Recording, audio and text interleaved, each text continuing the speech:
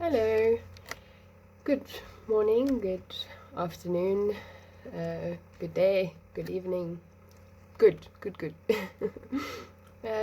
I'm going to just continue reading from The Artist's Way by Julia Cameron, and we are at a section that is headed Tasks. Okay, number 1.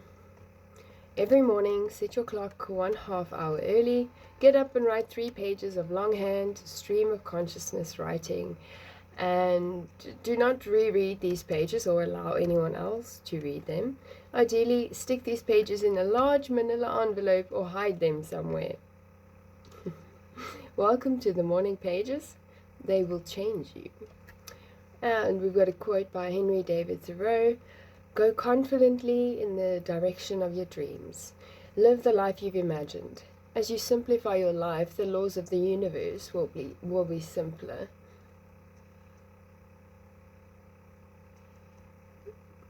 Okay, and then we've got a quote by Robin Norwood. Make your own recovery the first priority in your life. This week, please be sure to work with your affirmations of choice and your blurts at the end of each day's morning pages. Convert all blurts into positive affirmations. Okay, I think I should say at this point that this what I just read now doesn't make sense, and if that is the case, it is simply because perhaps the previous videos you haven't seen, but these things like the affirmations and the daily morning pages and the blurts and the those kind of things, it's mentioned in the, can't really say chapters because it's not exactly like she puts chapter numbers on, but yeah, what I've read sort of just before this. So if you would like to get caught up on what that means, you can watch a previous one of the previous videos. Yeah. Okay. Okay. Take yourself on an artist date. You will do this every week for the duration of the course. A sample artist date, for example, take $5. Ooh, that's a lot in rands. Okay, and go to your local five and dimk. I don't know what that means. Buy silly things like gold stickum stars, tiny dinosaurs, some postcards, sparkly sequins, glue, a kid's scissors, crayons. You might give yourself a gold star on your envelope each day you write, just for fun. Okay, so I suppose like take yourself to, an example of a date is take yourself to like a crafty kind of store, or a store where you can get like DIY crafty stuff. That's fun, I suppose. And it is, yeah, anyway. Time travels, number 3. List 3 old enemies of your creative self-worth. Please be as specific as possible in doing this exercise. Your historic monsters are the building blocks of your core negative beliefs. Yes, rotten Sister Ann Rita from the 5th grade does count, and the rotten things she said to you does matter. Put her in. This is your Monster Hall of Fame. More monsters will come to you as you work through your recovery. It is always necessary to acknowledge creative injuries and grieve them. Otherwise, they become creative scar tissue and block your growth. Sure. 4. Time travel. Select and write out one horror story from your Monster Hall of Fame. Ah! Okay. You do not need to write long or much. But do jot down whatever details come back to you. The room you were in, the way people looked at you, the way you felt, what your parents said or didn't say when you told about it, including whatever rankles you about the incident. In quotes, and then I remember she gave me this real fakey smile and patted my head, ... You may find it cathartic to draw a sketch of your old monster or to clip out an image that evokes the incident for you. Cartoon trashing your monster, or at least draw a nice red X through it. Okay, so I suppose that she's encouraging one to do that. 5, write a letter to the editor in your defense. Mail it to yourself. It is great fun to write this letter in the voice of your wounded artist child, to whom it may concern. Sister Ann Rita is a jerk and has eyes, and I can too spell. End quote. Okay. And we've got Stella Terrell Mann quote here, every time we say let there be in any art form, something happens. I wonder where that comes from. 6, time travel. List 3 old champions of your creative self-worth. This is your hall of champions, those who wish you and your creativity well. Be specific. Every encouraging word counts. Even if you disbelieve a compliment, record it. It may well be true. If you are stuck for compliments, go back through your time travel log and look for positive memories. When, where, and why did you feel good about yourself? Who gave you affirmation? Additionally, you may wish to write the compliment out and decorate it. Post it near where you do your morning pages or on the dashboard of your car. I put mine on the chassis of my computer to cheer me as I write. That's sweet. I think that's sweet. Time travel, number 7. As it seems to, there's a lot of time travel. Select and write out one happy piece of encouragement. Write a thank you letter. Mail it to yourself or to the long-lost mentor. I think that's lovely. Yo. Yes, I'm looking forward to doing that. Okay. 8, imaginary lives. If you had 5 other lives to lead, what would you do in each of them? I would be a pilot, a cowhand, a physicist, a psychic, and a monk.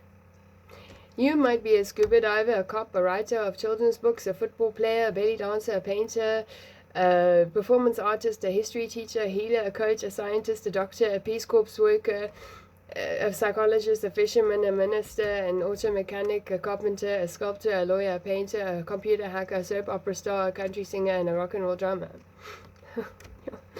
Those are just a few. Whatever occurs to you, jot it down. Don't overthink this exercise. The point of these lives is to have fun in them. More fun than you might be having in this one. Look over your list and select one. Then do it this week. For instance, if you put down country singer, can you pick a guitar? If you dream of being a cowhand, what about some horseback riding? And then a quote by Claude M. Bristol. Undoubtedly, we become what we envisage. Then, 9. In working with affirmations and blurts, very often injuries and monsters swim back to us. Add these to your list as they occur to you. Work with each blurt individually. Turn each negative into an affirmative positive. Take your artist. Number 10, take your artist for a walk, the 2 of you. A brisk 20-minute walk can dramatically alter consciousness. That is... I don't disagree. I think that's correct. I have experienced that many times, and that is, in fact, one of the things I love about walks. In fact, the weather is a little bit better to afford that, I suppose. Although the rain that we did receive was much needed. So, yeah. Okay, check-in. Okay, I will do check-ins every week. If you're running your creative week Monday to Sunday, hold on, yeah, well, how did that happen? Sorry. Okay, This is me being technologically challenged. Oh, okay. How do I? Okay. And then, okay, cool. Check-in. You will do check-ins every week. If you are running your creative week Sunday to Sunday, do your check-ins each Saturday. Remember that this recovery is yours. What you think is important, and it will become increasingly interesting to you as you progress. You may want to do check-ins in your morning pages notebook. It's best to answer by hand and allow about 20 minutes to respond. The purpose of check-ins is to give you a journal of your creative journey. It is my hope that you will later share the tools with others and in doing so find your own notes invaluable. Yes, I was mad in week 4. I loved week 5. ... Okay. How many days this week did you do your morning pages? 7 out of 7, we always hope. How was the experience for you? Okay, well, I can't answer that yet, so I've only done the morning pages for like 2 days, so I can't yet answer that. And I'll she never like specified what size the pages ought to be. So what I did, what I did, was use a smaller notebook, and I don't really think it actually matters how big or small but for me that made it easier for me to sort of take up that challenge, and I was like, just do it, and there wasn't much quarrel because I thought, okay, this is not much, like what came out of that was like I cried with somebody else there, but so I guess also I cheated because I did share that with someone whom I trust, but that actually then sort of sparked into more things, and then me and this other person actually had a really wonderful conversation in which we were both able to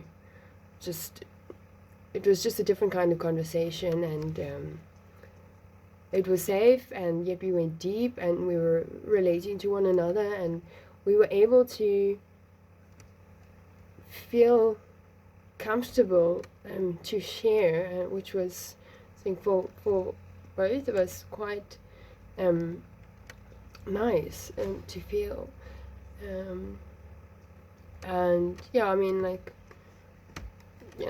praise God for that, because again, it's like I'm starting to really see a pattern in when two or more are gathered in my name. Like it's repeating so many times. It's I can't not say that. And then there's other things that are also starting to emerge as a pattern, and I love that. I really love that. Okay, so 2. Did you do your artist date this week? Yes, of course, we always hope. And yet artist dates can be remarkably difficult to allow yourself. What did you do? How did it feel? Like, I've still yet to do that. And I would say I agree that it can be remarkably difficult to allow yourself to do that. But I still have quite a few days to do it. Maybe today even. Okay, were there any other issues this week that you consider significant for your recovery? Describe them. Oh, okay. Okay. What? Was everything... I don't know. Now I've got a huge title that says week 2. So I suppose everything that I've read up till this was kind of around just week 1. But okay, whatever. I don't know. Perhaps I shouldn't have skipped the certain things in the beginning. where she was maybe explaining something, I don't know. But it's fine. Look at me, like being all, oh. Just let go, darling, just, it's fine. Okay, recovering a sense of identity. This week addresses self-definition as a major component of creative recovery. You may find yourself drawing new boundaries and staking out new territories as your personal needs, desires, and interests announce themselves. And the essays and tools are aimed at moving you into your personal identity, a more defined you. Going sane. Trusting our creativity is new behavior for many of us. It may feel quite threatening initially, not only to us but also to our intimates. We may feel and look erratic. This erraticism is a normal part of getting unstuck, pulling free from the muck that has blocked us.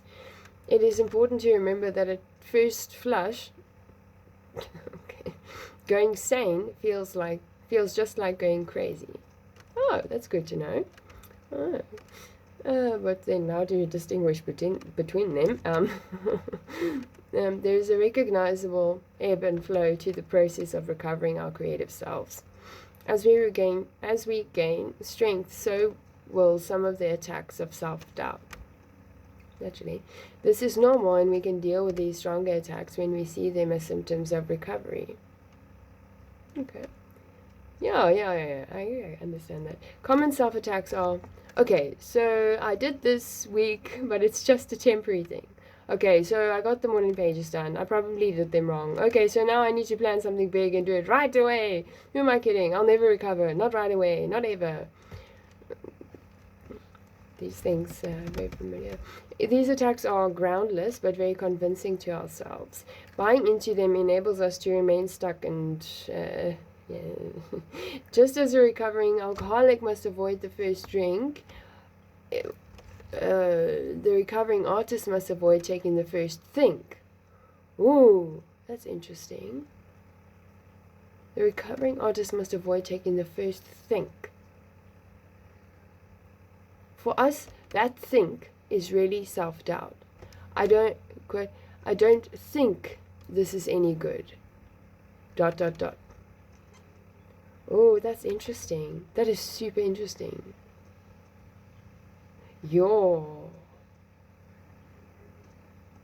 I wonder how many times I actually do that.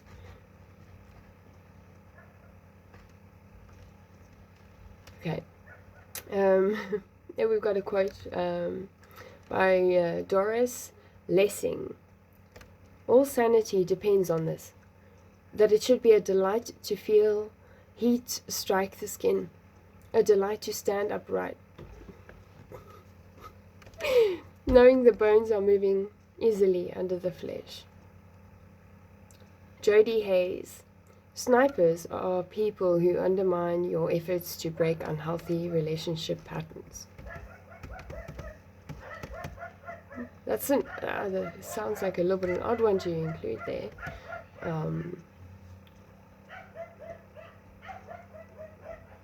Although,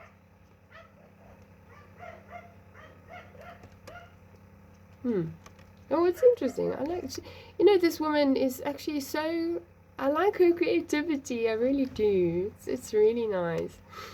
It's unique, and so like it's at some points it's surprising and sort of with that it's kind of like, oh, new, and it helps to sort of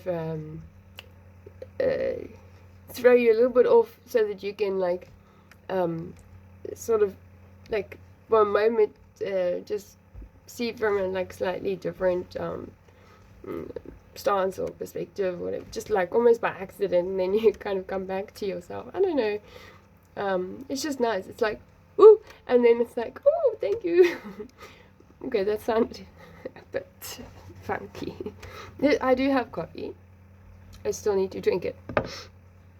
So, I don't know why I said that. Okay. These attacks come from either internal or external sources. we can neutralize them once we recognize them as a sort of creative virus. Affirmations are a powerful antidote for self-hate, which commonly appears under the mask of self-doubt. An answer emerges. Early in our creative recovery, a self-doubt can lure us into self-sabotage. A common form for this sabotage is showing someone our morning pages. Oh no! I didn't show. Okay, maybe I did. Yeah. Woo! Okay. Remember, the morning pages are private and are not intended for the scrutiny of well-meaning friends. Well, should just push back a little bit on that. The friend I shared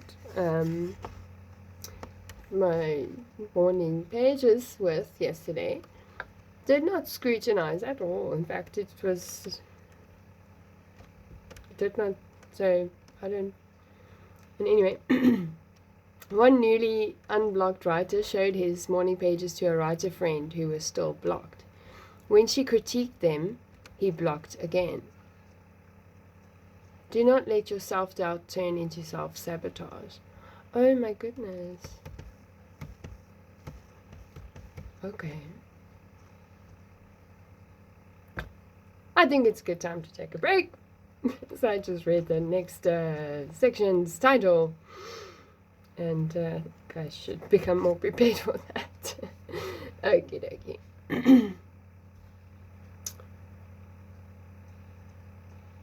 Okay, so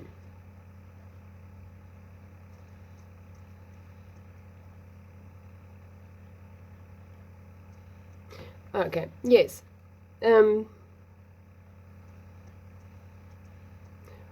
So I'm not telling you what to do, but and also I haven't finished this book, but I do want to say that I want to recommend this book to anyone. I think it's really worth it. It's been around for quite a while. It's been published in like many different there's been many editions, and yeah, I mean, it's and so far, I mean, it's been really wonderful. And yeah, if I come across a copy of the book, like a handheld copy, then I would definitely go for it, because I think that it's quite a gem, and it's something really nice that when you're good and done with it, that you can gift it to somebody else, or lend it, or so I'm doing this on my own, but that's as far as I know, but it seems like this is something that can be done with others together. But yeah, I mean, I just think it's really great, and it was recommended to me by someone that, like, I considered, this person, like, wow, thank you for recommending this to me, and yeah, so I took that to heart. So yeah, anyway, so yeah, but I think more than the book, though, what she's talking about in the book, recovering the creative artist, the artist child, or it's I think that's important. And the child artist, I think it's just really important. And I think that it reflects quite a lot about the things, and the way she lays it out in this book is digestible, and it's just nice, it's not like